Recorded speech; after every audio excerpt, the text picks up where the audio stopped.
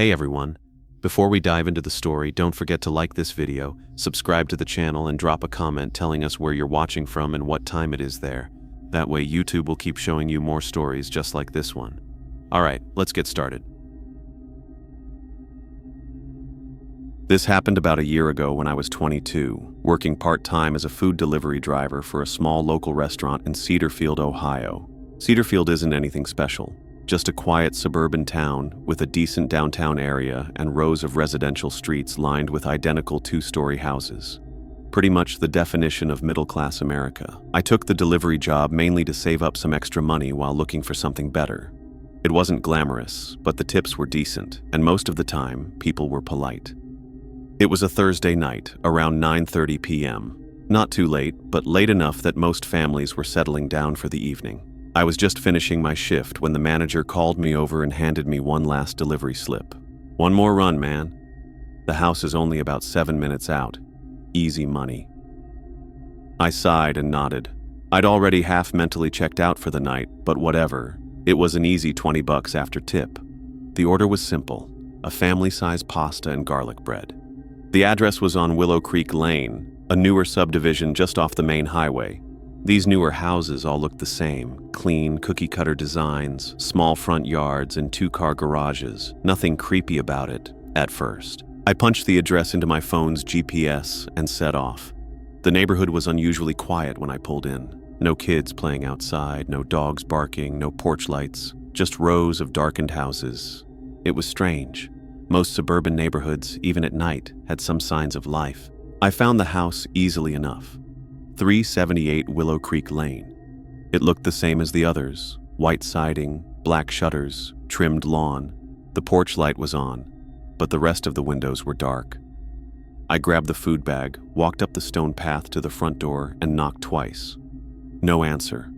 I waited about 20 seconds, then knocked again, louder. Still nothing. I checked the receipt. Maybe I got the wrong house. Nope.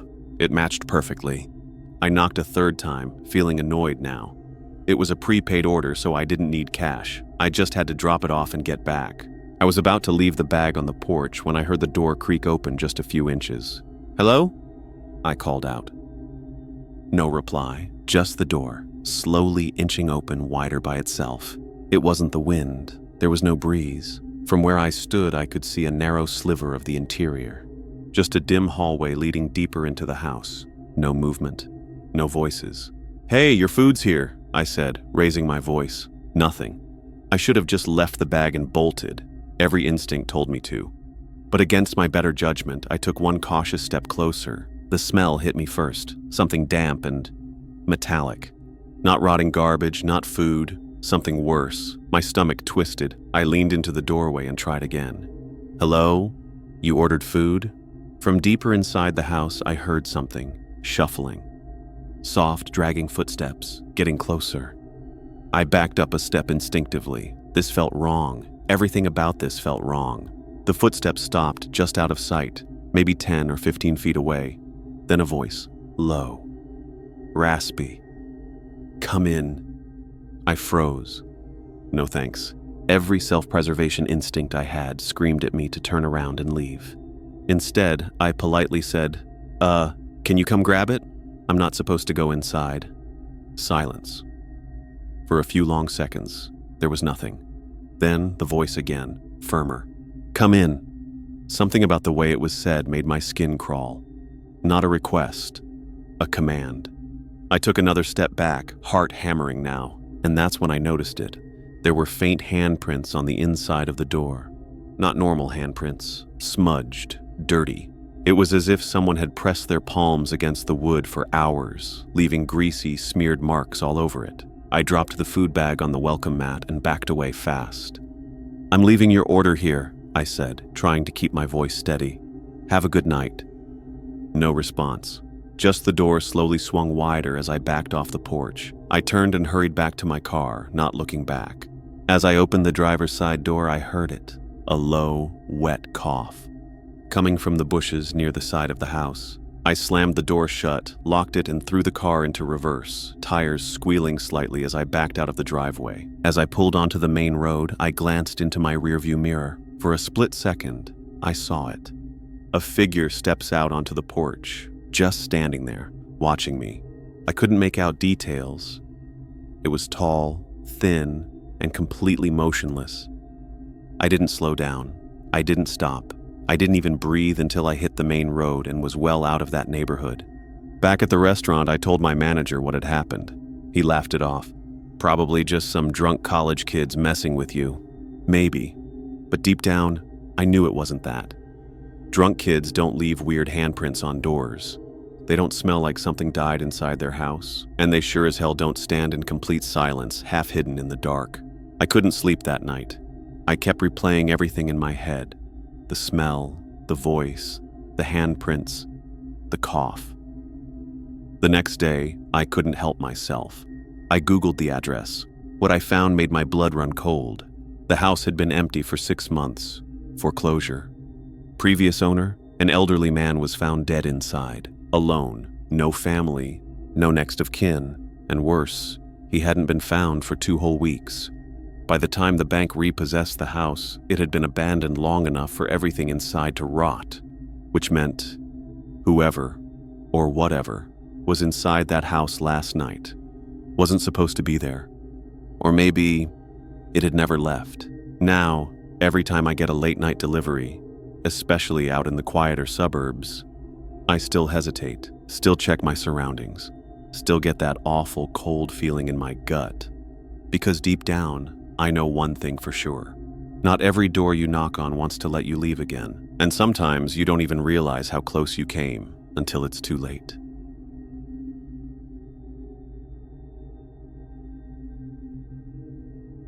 My name's Eli. I'm 27, and I used to work the night shift at Iron Core Fitness, a 24-hour gym in downtown Providence, Rhode Island. It was a relatively small, privately owned place, not one of those huge commercial chains. And the owner, Mrs. Callahan, trusted me to hold down the fort during the slow hours between 11 p.m. and 6 a.m. Most nights were quiet, boring even. A handful of regulars came in late, insomniacs, night shift workers, and a couple of bodybuilders who liked the silence of the place after hours. But on the night that still keeps me up years later, I was alone. No regulars, no new faces, just me. Around 1:15 a.m., I was sitting behind the front desk with my earbuds in, half watching an old martial arts movie on my phone. I always kept an eye on the gym floor through the glass wall behind the desk, but that night, every treadmill, rack, and bench was completely empty, until the motion-activated camera screen above the front desk flickered. The screen showed the view from the hallway that led to the locker rooms. I looked up, squinting, and saw someone in the feed, a tall man wearing a long dark coat, just entering the men's locker room. I hadn't heard the door chime, which meant he must have slipped in quietly. That wasn't totally unheard of. Sometimes the sensor missed someone if they slipped in fast. I checked the sign-in sheet. Blank. No key fob scan on the screen either. We had a policy. Everyone had to scan in, even guests. So I got up, walked over to the locker room hallway, and called out, "Excuse me, sir? Did you sign in?" No answer. I hesitated. Then I knocked lightly on the men's locker room door and called again. "Sir, gym policy says all members and visitors have to check in." Still nothing. Now, the gym's locker rooms weren't huge. 3 changing benches, 4 shower stalls, a couple of sinks, and a small sauna room at the far end. I opened the door slowly, peeking inside. It was empty. The lights were still on. Not a sound. I stepped in, heart ticking a little faster. I don't scare easily, but there was a weird heaviness in the air, the kind of stillness that doesn't feel natural. "Hello," I called again, louder. Nothing. Then I noticed it. The red light was glowing on the sauna room door. Someone was inside. That door didn't have a lock. People often left it open when it wasn't in use. But it was shut now, heat billowing faintly from underneath. I walked over and knocked. "Sir, you're not supposed to use the sauna unless you've checked in. I need to confirm your ID." Still nothing. I pressed my ear against the wood. Inside, I could hear something soft, like breathing, but strange. Uneven, almost like wheezing. "Sir?" I asked again. Then I heard something that chilled my blood. A whisper, not muffled or confused. Clear. Deliberate. "Don't open it." I stepped back, adrenaline suddenly roaring through my veins.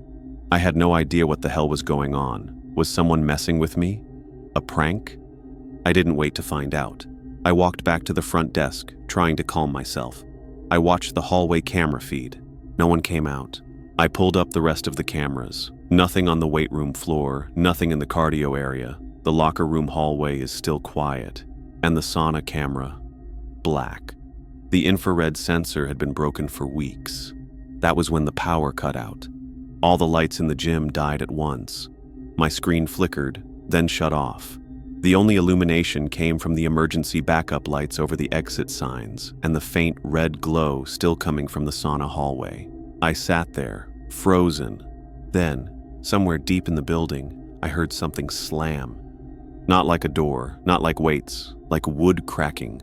I grabbed the emergency flashlight from under the desk and stood up, every instinct in my body telling me not to go back there. But I couldn't just sit there. If someone was having a breakdown in the sauna, I had to intervene. I walked down the hall again. The air was hot, unnaturally so. Even before I reached the locker room, I could feel sweat forming on my neck.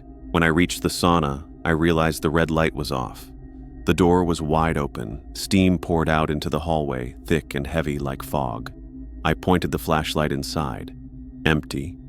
The wooden bench inside had been split down the middle, as if someone had slammed it with a bat or jumped on it. The rocks had been scattered, and written into the steam on the glass was a single word: run. That was it. I turned and bolted.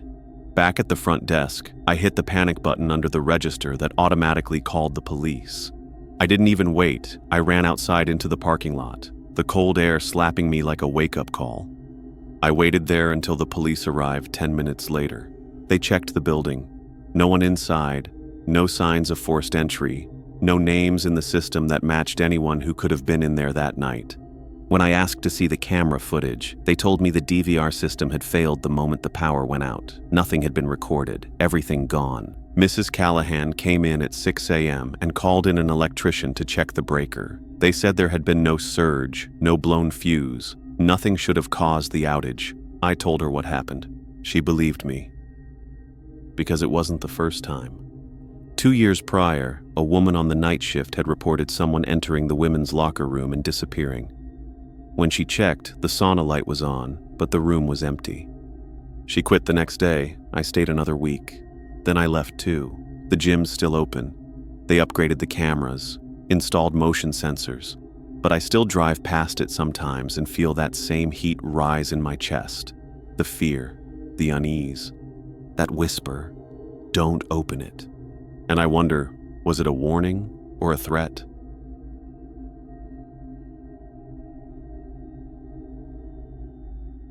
After nearly 2 years of living in Seattle with my now ex-boyfriend, I moved back to my childhood home in rural Idaho. Breakups are rarely clean, but this one left me emotionally gutted and financially unstable. I couldn't afford to stay in the city, and with no lease and few friends left, going back home was my only option. My parents lived just outside a small town called Rigby, population around 4,000.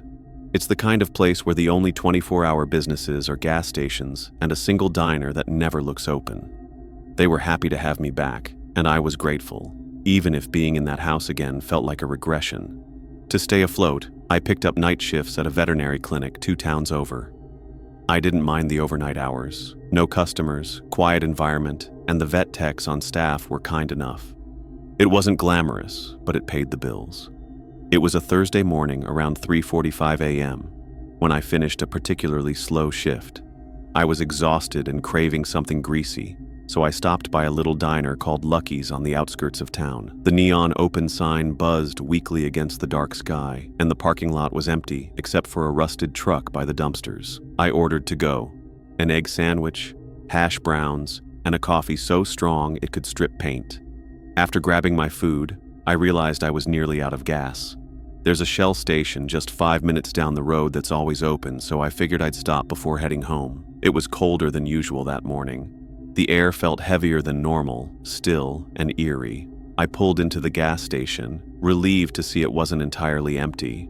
There was one other car, an old gray SUV, parked at pump 4. The driver was outside, leaning against his door and smoking. I parked at pump 2 and stepped out. The man watched me, but didn't say anything. His posture was relaxed, but something about him made me uncomfortable. He was tall and hunched slightly, wearing a faded camo jacket and jeans with holes at the knees. His beard was long, unkempt, and stringy. I tried to ignore the way his eyes tracked me as I went inside to pay. When I returned, he was gone from sight, but his car remained.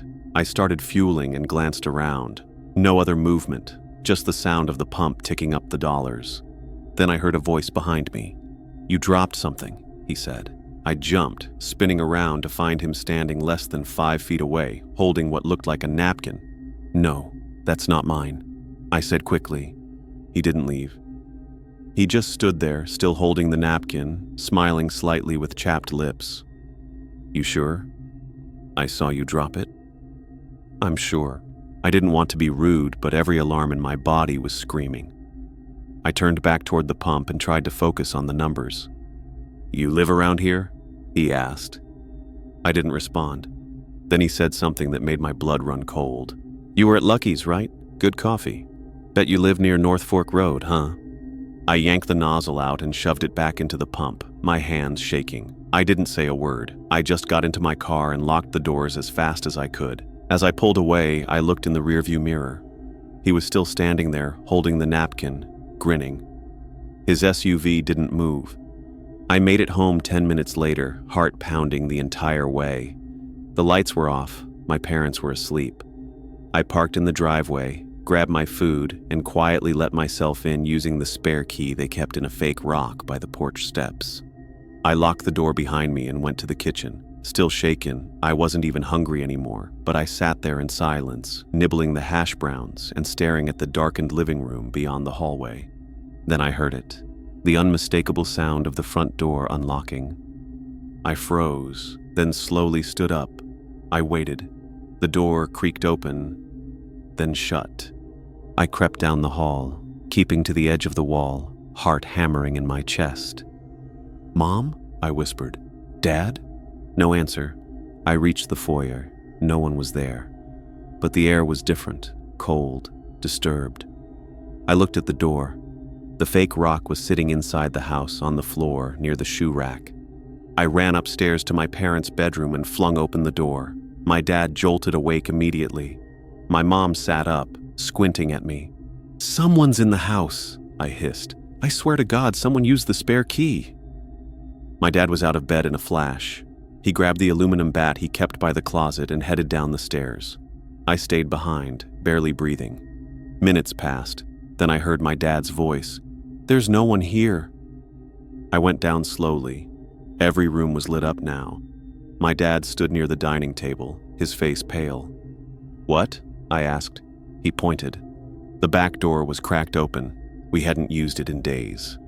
That night, we didn't sleep. My dad changed the locks the next morning. My mom lectured me about the spare key, though she knew I didn't put it inside the house. I didn't go to work that night. The next evening around sunset, we heard the doorbell. No one was there, but sitting on the porch, perfectly centered, was the same diner napkin the man had tried to give me at the gas station. It was folded. Inside was a receipt from Lucky's, with the time and date of my visit circled in red ink. We called the sheriff. He took a report, asked for a description, and drove around the neighborhood for a few hours. Nothing ever came of it. No suspect, no evidence. That was a month ago. I haven't seen the man again, but I don't stop for gas at night anymore, and we don't keep a spare key anywhere near the porch. I don't know what his plan was. I don't know what he wanted, but he knew where I lived. He knew when I was alone. He'd watched me long enough to feel bold. And sometimes, when I pass by Pump 4 during the day, I swear I see that same gray SUV sitting there, empty, waiting